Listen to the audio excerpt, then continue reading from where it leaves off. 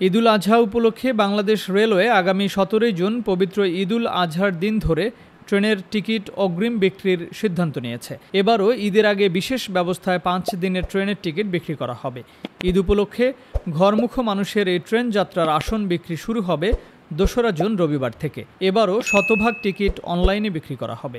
এবার ঈদে ট্রেনের আসন সংখ্যা 33,500টি, যা শতভাগ অনলাইনে বিক্রি হবে। পশ্চিমাঞ্চলে আন্তনগর ট্রেনের টিকিট বিক্রি হবে সকাল 8টায় এবং পূর্বাঞ্চলে আন্তনগর ট্রেনের টিকিট বিক্রি হবে দুপুর 2টায়। 12 জুন ট্রেনের টিকিট বিক্রি হবে 2 জুন।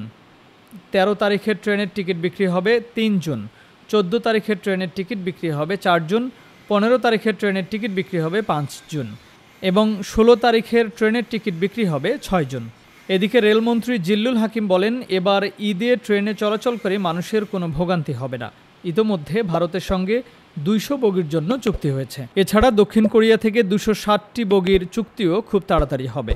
আপনাদের সহযোগিতায় এবারের ঈদ যাত্রায় আমরা সফল হব।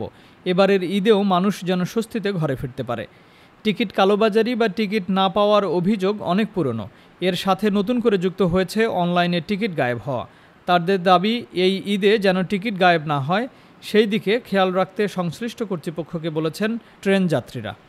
Timeline desk, Dhaka.